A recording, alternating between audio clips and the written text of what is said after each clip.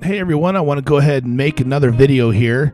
This will be version 2 of this 8-port distro box. If you are curious about version 1, you can find the other videos down below. It shows you how to make an 8-port distro, but this one's going to be a little bit different. I'm going to go ahead and make some standoffs from the power supply, and I'm also going to include 4 power injection areas. So let's get started. Here I've 3D printed a template. So I go ahead and pre-drill all my holes that I'm going to use.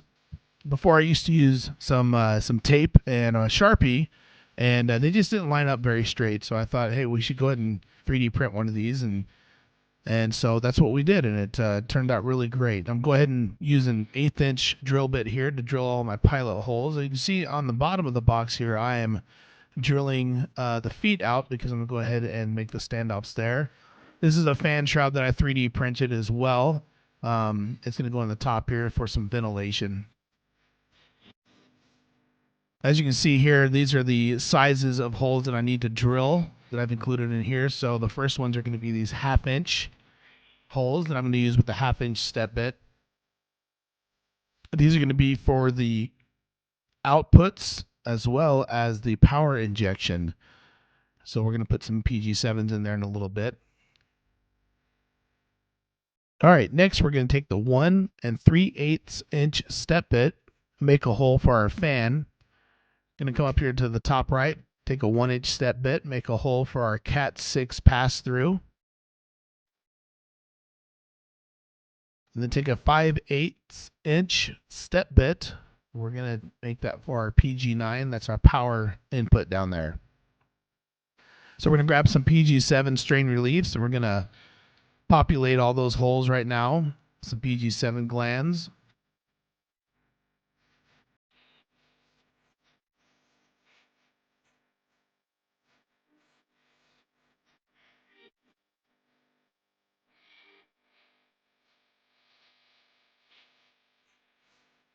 Okay, next we're going to take our PG9 gland. I'm going to go ahead and populate the power hole down there.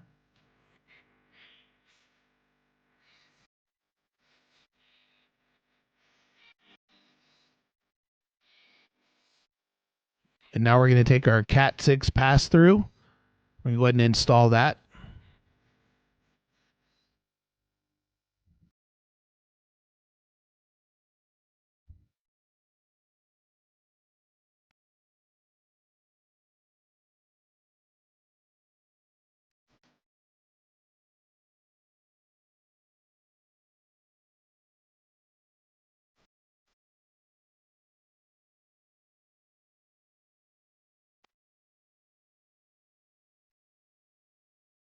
All right, now we're going to go ahead and grab our fan. It's a 50 by 15 millimeter blower fan. You can get a pack of 5 or a pack of 10 on Amazon, I think I got. We're going to go ahead and take this M3 by 20 millimeter bolt. And we're going to go ahead and screw those in there. It's a little tight fit.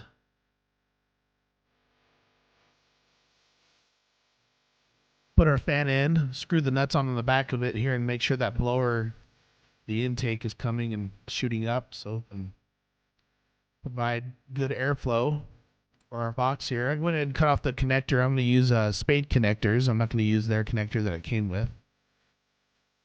Now next I'm going to add this 8 millimeter 5 volt LED. This wasn't on the original template. I decided to add this later. I'm going to go ahead and take the center punch. It's a 5-inch Nico center punch. I got that off of Amazon as well. Give me a little starter punch there for my drill bit.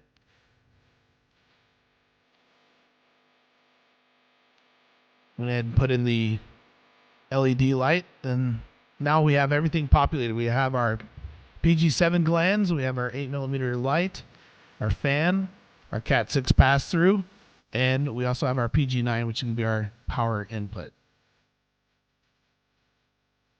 All right, now we're going to start building our standoffs. This is a 1024 by 3 inch screw, so we're going to go ahead and go for the bottom down here and go ahead and screw the nut on, and this is going to start our standoffs here. Here I've got a 5 volt power supply I got from Wired Watts. The good guys over at Wired Watts always take care of me. I've made these L brackets. I 3D printed them, but if you can find anything with an L bracket or anything like that, you can use that. You don't have to have a 3D printer. You can get them at Home Depot, but I went and 3D printed them. Went ahead and made an 1/8 inch hole in both of these brackets here. Then I take this M4 by 5 millimeters, and that's the thread of those power supplies. Went ahead and installed that. We're going to go ahead and start building our cable leads that are going to be our main power coming in to our distro, as well as our power injector. So I'm going to show you guys how we twist these cables together. The cable I'm using is called SJ00W cable. It's a stranded 12 gauge cable. You can get it at Home Depot. You only need about a foot of this to work with. I take the two cables, I strip the jacket back, and I grab two colors that I like. Here I'm using red and white. The red and white's going to be the main input for my main board. As you can see, I take the two cables, put them on my drill, grab one end, spin the drill up, and that's how you get them to tie together there. So here I'll show you one more time. I take my black and green. This is going to be the leads for my power injector. I take one end, I put it in the drill, tighten the drill down, grab the other end, and then just spin your drill up. And that's going to make them nice and candy cane-like. And that's how that's done. So on one end, I'm going to go ahead and strip these back, and I'm going to put some fork connectors on them. These are going to be the ends that are actually going to attach to the 5-volt power supply.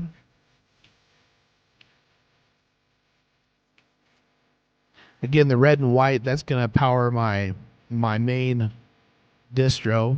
And the green and black, that's going to power my power injector distro.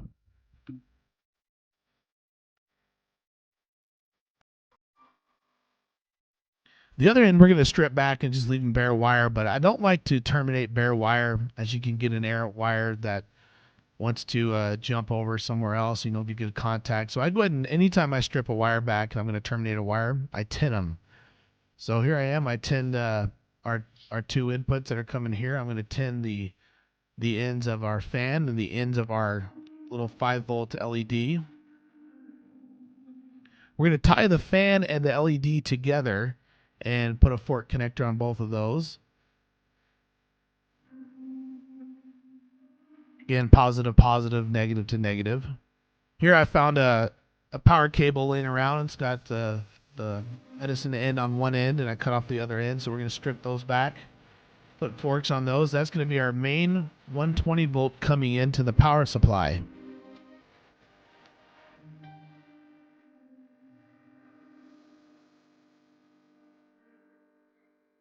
So let's go ahead and line some of these things up here. I'm going to go ahead and loosen up the 5-volt power supply. Here's my input coming in from the house. So the black is going to be my positive. My white is going to be the neutral. And the green is going to be the ground. Next, I'm going to hook up the 5-volt fan and light connection here. I'm going to go to the extreme outsides of these. So I'm going to go ahead and hook up the negative first. That's going to be at the top there. So you got 3 negative poles and 3 positive poles on these 5-volt power supplies. So I put the negative at the top. I'm going to split it and put the positive at the bottom down here.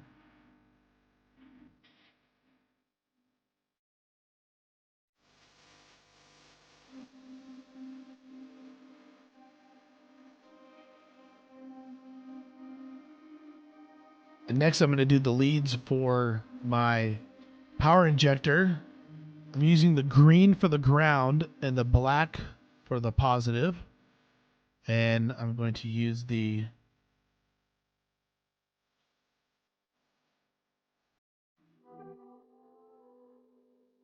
white for the ground and the red for the positive for my board.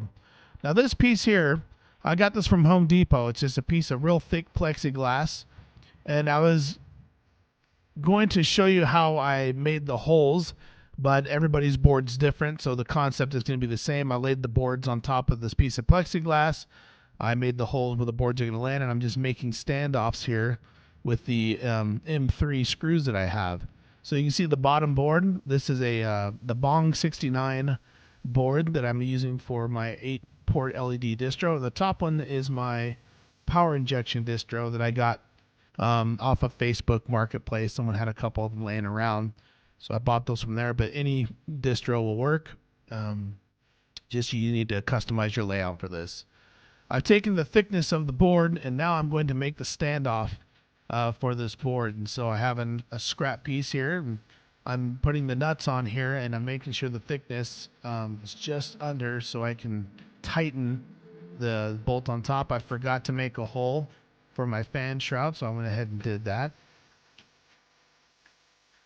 I'm going to go ahead and wire up first the input side to my power injection. Next, I'm going to connect my input to my power supply. So labeling and organization is a huge key to troubleshooting when you run into problems here. So these are some heat shrink wraps that I got from wiredwatts.com. Again, shout out to those guys. Those are good people down there. They make these heat shrink wraps, and so I went ahead and I label all my inputs and all my outputs of all my cables. I label them on both sides here. And so I heat shrink the cables that are going to be my power injectors, and they say 5 volt clearly written on them, and they're all the same color so that I can know that the yellow is my 5 volt. Here I am feeding in the power injection cables. Went ahead and made 4 holes at the top of my power distro at the top up here.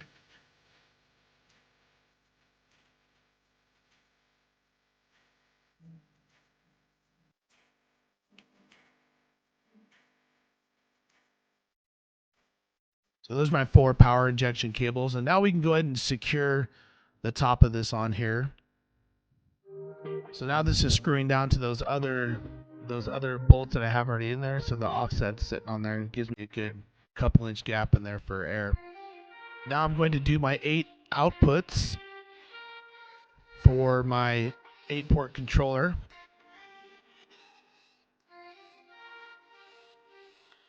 Again, same thing. I've labeled both sides of it. You just want to double check and make sure that your Phoenix connector and the positive, negative, and data are lined up correctly.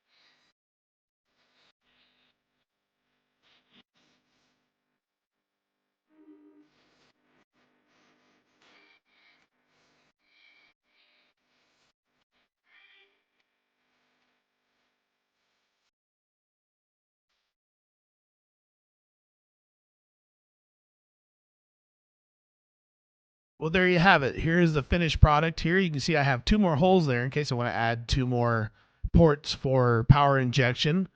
There's my 8-port LED distro by Bong 69. Once again, it's an 8-port LED. It's a great board. I didn't connect the Cat 5 because I'm going to go ahead and use this one wireless. But you can kind of see I have it all set up here.